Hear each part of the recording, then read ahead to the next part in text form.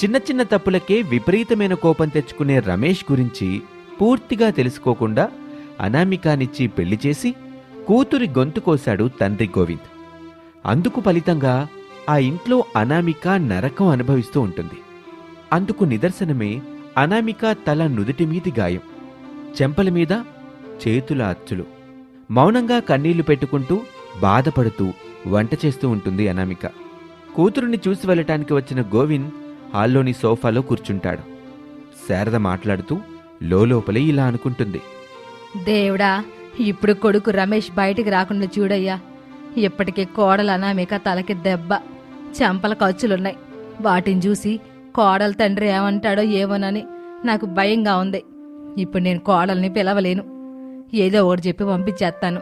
ఇంతలో వాడు రాకుండా చూడు దేవుడా అని అనుకుంటూ భయపడుతూ ఉండగా గోవింద్ కల్పించుకుని ఇలా అంటాడు. చెల్లెమ్మా, అనామిక ఇంట్లో లేదా? నేనొచ్చి చాలాసేపయింది, ఇంకా బయటికే రాలేదు. అవునన్నయ్య, నేను అప్పటి నుంచి చెప్పడం మర్చిపోయాను. కూరగాయలు తీసుకొస్తానని బయటికెళ్ళింది. ఏ సమయం అవుతుందో ఏమో. మీరెళ్ళి మరోసారి రండి అన్నయ్య అని అంటూ ఉండగానే గోవింద్ ముఖం చిన్నబోతుంది. అంతలోనే అక్కడికి ప్రసాద్ వస్తాడు. శారద మాటలు వింటాడు. నీకేమైనా మతిపోయిందా శారద? కూతుర్ని చూడాలని ఇంటికొచ్చిన మీ అన్నయ్యతో ఇట్టాగైనా మాట్లాడేది? నమస్తే బావగారు. నమస్తే నమస్తే గోవిందు, అంతా కుశలమేనా? ఇదిగో బావగారు, ఇదిగో ఇట్టా ఉన్నాను. పని మీద టౌన్కి వచ్చాను. ఇంత దూరం వచ్చాను కదా, ఓసారి కూతుర్ని చూసిపోదామని వచ్చాను. నేనొచ్చి ఇబ్బంది పెట్టినట్టున్నాను మిమ్మల్ని. భలే వాడివయ్యా గోవిందు, ఇది నీ కూతురు కోడలిగా వచ్చిన ఇల్లు. నువ్వు ఎప్పుడైనా రావచ్చు, ఎన్ని రోజులైనా ఉండొచ్చు. నీ రాక మాకు సంతోషమే గాని ఇబ్బంది ఎందుకు చెప్పు? అనామిక వచ్చే వరకు ఉండి కల్లారా చూసి కడుపు నిండా భోజనం చేసి వెళ్ళు. చాలు బావుగారు, అంత మాట అన్నారు. ఆ మాటకే నా కడుపు నిండిపోయింది అని ప్రసాద్ గోవింద్ సరదాగా మాట్లాడుకుంటూ ఉంటారు. శారద మాత్రం కంగారు పడుతూ ఉంటుంది. ఇంతలో రమేష్ హాల్లోకి వస్తాడు. మామగారిని చూసి మాట్లాడతాడు. అందుకు గోవింద్ కూడా ఎంతో సంతోషపడతాడు. రమేష్ ప్రేమగా, అనామిక కాఫీ తీసుకురా అని చెప్తాడు.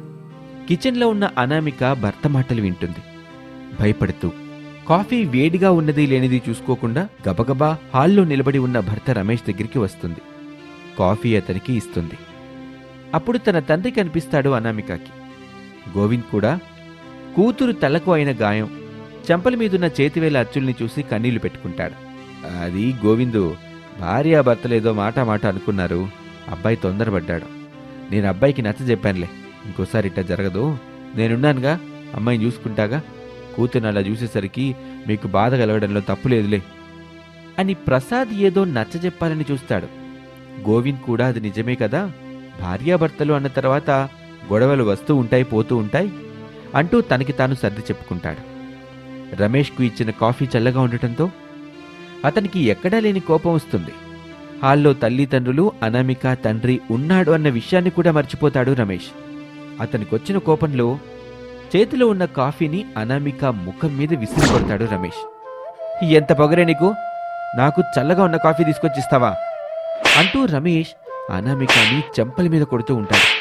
ఇదే అదనుగా తన కొడుకు మీద ఎలాంటి తప్పు ఉండకూడదని శారద కోపంగా మధ్యలో కల్పించుకొని ఇలా అంటుంది. పని పాట రాని కూతుర్ని నువ్వు వదిలించుకొని కోడలుగా మాకండగట్టావు. ఎక్కడో ఆలోచన చేస్తా ఉంటది. చెప్పిన పని ఏది సరిగ్గా చేయదు. పెళ్లి చేసుకున్నప్పటి నుంచి నేను, నా కొడుకు నీ కూతురు వల్ల ఎంతలా నలిగిపోతున్నావో మీ తెలుసా? నా కొడుకు కాబట్టి నీ కూతురు నేలుకుంటున్నాడు, మరొకడైతే ఎడాకులు ఇచ్చేసేవాడు అని అంటున్న శారద మాటల్లో నిజం లేదని గోవింద్కి కూడా తెలుసు. కానీ వాళ్లతో వాదన చేస్తే అనామికకే మరింత నరకమని భావిస్తాడు. అక్కడి నుంచి కన్నీళ్లు పెట్టుకుని వెళ్ళిపోతాడు. అలా రోజులు గడుస్తూ ఉంటాయి. ఒకరోజున ఇంటి పని, వంట పని పూర్తి చేసిన అనామిక బెడ్ మీద కూర్చుని ఫోన్లో పాటలు వింటూ ఉంటుంది. తన ఫ్రెండ్ అనురాధ పంపిన కరాటే వీడియోను తెరిచి చూస్తుంది. ఆ వీడియోలో ఇలా ఉంటుంది. హలో ఫ్రెండ్స్, నేటి కాలంలో అమ్మాయిలకి ఆత్మరక్షణ చాలా అవసరం. ఎక్కడ చూసినా ఆడపిల్లల మీద జరుగుతున్న అరాచకాలు అన్నీ ఇన్ని కావు. వాటి నుంచి మనల్ని మనం కాపాడుకునేందుకు నేను కరాటేని వీడియో చేసి అప్లోడ్ చేస్తున్నాను. అది మీకు ఎంతో కొంత ఉపయోగపడుతుందని ఆశిస్తున్నాను అంటూ మొదలుపెట్టి కరాటే ఎలా చెయ్యాలో చెప్తూ ఉంటుంది. అనామిక ఆ వీడియో చూస్తూ తను కూడా నేర్చుకోవాలి అనుకుంటుంది. ఆ క్షణం నుంచి తీరిగ్గా సమయం దొరికినప్పుడల్లా ఫోన్లో కరాటే నేర్చుకుంటుంది. అనామికకి పూర్తిగా కరాటే చేయడం వచ్చేస్తుంది.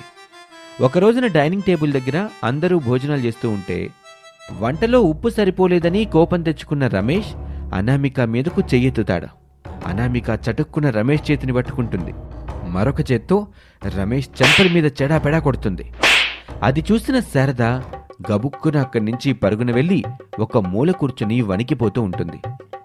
అది చూసి ప్రసాద్ నవ్వుతూ ఉంటాడు. షాబాష్ కోళ్ళ, నేను నీ నుంచి కోరుకుంది ఇదే తల్లి. ఇక నుంచి తల్లి కొడుకులిద్దరికీ జింతాత్త చిత్తా చిత్త జింతాత్త అంటూ మురిసిపోతూ ఉంటాడు. ఉండి అనామిక ఇలా ఎదురు తిరుగుతుందని ఏమాత్రం ఊహించలేదు రమేష్. అలా చూసేసరికి షాక్లో ఉండిపోతాడు. కోపంగా ఉన్న అనామికాని చూస్తూ భయపడుతూ ఉంటాడు. ఏరా రమేష్, డిగ్రీ చదివి గుమస్తా ఉద్యోగం చేస్తున్న నువ్వు ఎంబీఏ చదివిన నన్ను కొడతావా? అయినా నేను చేసిన తప్పేమిట్రా? నువ్వు తాళి కట్టిన పాపానికి ఎంతో ఓపికతో కాపురం చేస్తూ వచ్చాను. రమేష్ బిక్కమొహం వేసుకుని అలా చూస్తూనే ఉంటాడు అనామిక వైపు. చివరకు మా నాన్నగారు వచ్చినప్పుడు కూడా నన్ను కొట్టావు. పాపం, కూతురు అత్తగారింట్లో సుఖంగా కాపురం చేసుకుంటుందన్న సంతోషం కూడా ఆయనకి లేకుండా చేశారు కదరా నువ్వు నీ తల్లి కలిసి. అలా ఒక మూలకు వణికిపోతున్న శారదని చూస్తుంది అనామిక. అంతే, శారద ఇలా అనుకుంటుంది. వామో, దీని చూపు ఇప్పుడు నా మీద పడిందే, నేను ఇంట్లో ఉండను అని అక్కడి నుంచి కట్టుబట్టలతో ఇంట్లో నుంచి పారిపోతుంది శారద. చిన్న చిన్న తప్పులు జరిగినప్పుడు సర్దుకోవాలి కానీ ఇలా కోపం తెచ్చుకొని కొట్టడం కాదు. అమ్మా కోళ్ళ, శాంతించు తల్లి. నీ ఉగ్ర రూపం వాళ్ళు చూశారుగా.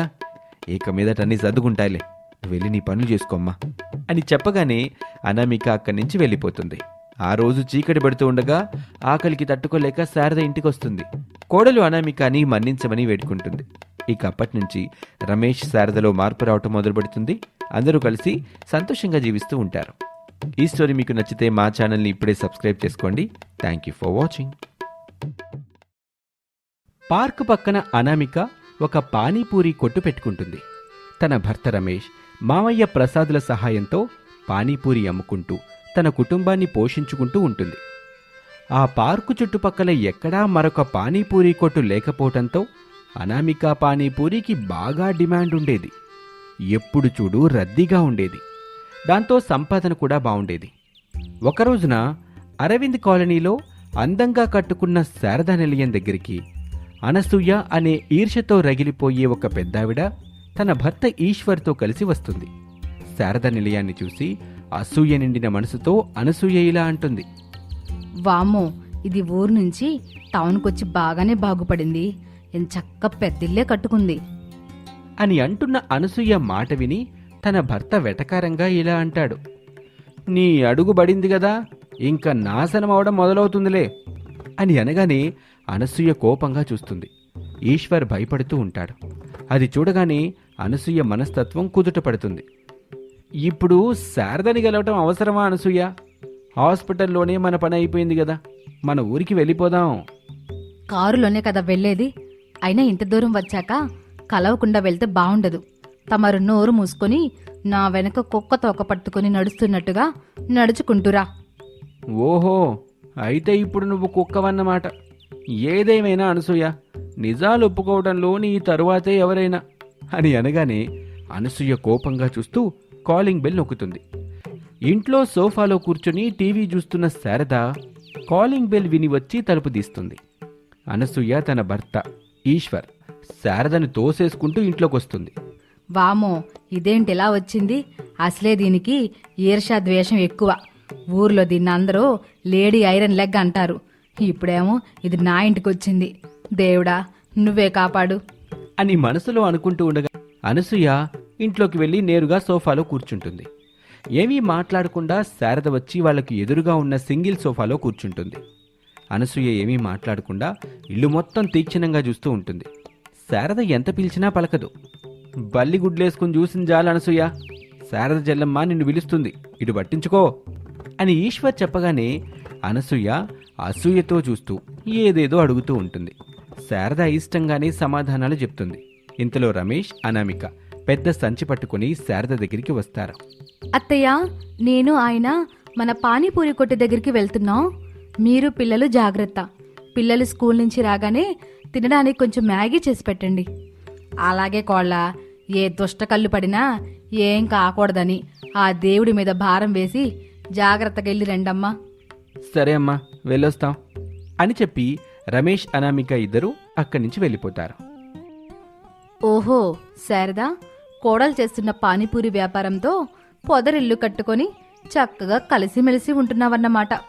అది సరే, కోడలు పానీపూరి కొట్టు ఎక్కడుంది? ఊరికి వెళ్తూ వెళ్తూ తినేసి వెళ్దామని అని అనసూయ అడగగానే శారద తనలో తాను ఇలా అనుకుంటుంది. ఎందుకు తల్లి, నీ ఐరన్ లెగ్ని అక్కడ ఉడబెడదావనా ఏంటి అనుకుని ఏదో అడ్రస్ అబద్ధం చెప్పేస్తుంది. అది నిజమనుకుని అనసూయ నమ్ముతుంది.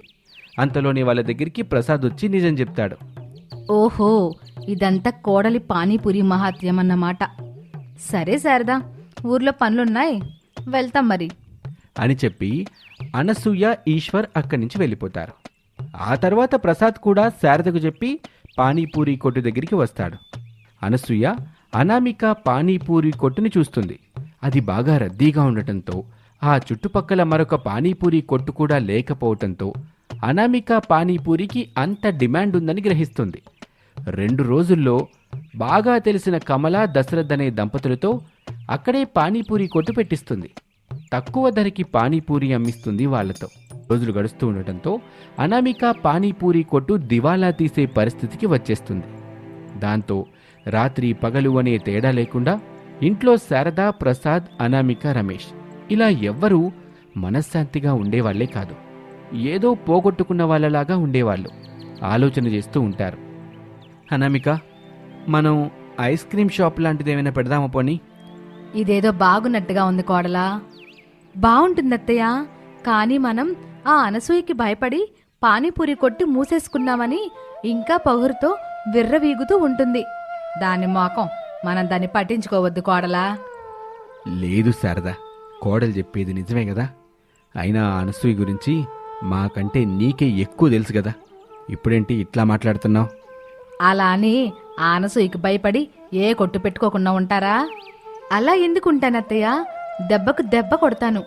కాకపోతే ఆ దెబ్బ ఎలా కొట్టాలా అని ఆలోచన చేస్తున్నానంతే. అయితే అప్పుడు మనం ఏదైనా వెరైటీగా ఉండేలా పానీపూరి తయారు చేసి అమ్మాలి.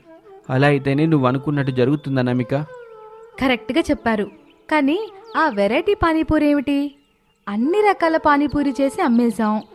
ఇంకా వెరైటీ పానీపూరి అంటే ఎలా అని ఆలోచన చేస్తూ ఉంటుంది అనామిక. శారద, ప్రసాద్, రమేష్ కూడా ఆలోచిస్తూ ఉంటారు. ఇంతలోనే వాళ్ళకి ఫైర్ ఇంజన్ బెల్ సౌండ్ వినిపిస్తుంది. అనామికకి టక్కున ఫైర్ పానీపూరి అనే ఐడియా వస్తుంది. సంతోషంగా అందరినీ చూస్తూ ఇలా అంటుంది. అత్తయ్య, మామయ్య, ఏవండి, నాకొక ఐడియా వచ్చింది. అలా ఇంతవరకు ఎవరూ చేయలేదు, ఎక్కడా చేయలేదు. మనం చేద్దాం. ఎక్కడైతే మనం పానీపూరి కొట్టు దివాలా తీసిందో అక్కడే తిరిగి మనం ఫైర్ పానీపూరిని మొదలు పెడదాం. ఏంటి కోడ్లా, ఫైర్ పానీపూరినా? అదెలా చేస్తారో నీకు తెలుసా? తెలుసుకుంటాను అత్తయ్య, అలా తయారు చేయడం నేర్చుకుంటాను. నీ పట్టుదల గురించి నాకు తెలుసు కదా గోళ్ళ అని చెప్పగానే అందరూ సంతోషంగా వెళ్ళి పడుకుంటారు. 2 రోజులు గడిచిన తర్వాత పాత కొట్టు దగ్గర అనామిక తన వాళ్లతో కలిసి ఫైర్ పానీపూరి చేసి అమ్మటం మొదలు పెడుతుంది. అక్కడ అటు ఇటుగా వెళ్తున్న వాళ్ళు అనామిక చెప్పిన ఫైర్ పానీపూరి గురించి వింటూ ఒకసారి రుచి చూద్దామని వస్తారు. ఆ ఫైర్ పానీపూరిని తింటూ ఉంటారు. కొత్తగా మరింత రుచిగా అనిపించడంతో ఆ రోజు నుంచి అనామిక ఫైర్ పానీపూరి తినటానికి జనాలు విపరీతంగా వస్తూ ఉంటారు. వాళ్ళ పక్కనే ఉన్న పానీపూరి కొట్టు పెట్టిన కమలా, దశరథులు దివాలా తీస్తారు. తిరిగి ఫైర్ పానీపూరి పెట్టాలని వాళ్ళు అనుకుంటారు. ఒకరోజు కమలా, దశరథ్, అనసూయ, ఈశ్వర్ వీళ్ళందరూ కలిసి అనామిక ఫైర్ పానీపూరి తినటానికి వస్తారు. అనామిక వాళ్ళని చూసి వాళ్ళకి బుద్ధొచ్చేలా మిర్చి ఎక్కువ వేసి ఫైర్ పానీపూరిని కమలా, దశరథ్, అనసూయకి ఇస్తుంది. ఈశ్వర్కి మాత్రం మామూలు ఫైర్ పానీపూరినే ఇస్తుంది. అనసూయ, కమలా, దశరథ్ సంతోషపడుతూ ఆ ఫైర్ పానీపూరిని నోట్లో పెట్టుకుంటారు. అంతే, ఆ మంటకి పిచ్చెక్కి ముగ్గురు మంటా మంట అంటూ అక్కడి నుంచి పరుగులు తీస్తారు. అది చూసి అనామిక శారద నవ్వుకుంటారు. ఫైర్ పానీపూరి వ్యాపారం సరిగ్గా చేసుకుంటూ సంతోషంగా జీవిస్తూ ఉంటుంది అనామిక కుటుంబం. ఈ స్టోరీ మీకు నచ్చితే మా ఛానల్ని ఇప్పుడే సబ్స్క్రైబ్ చేసుకోండి. Thank you for watching.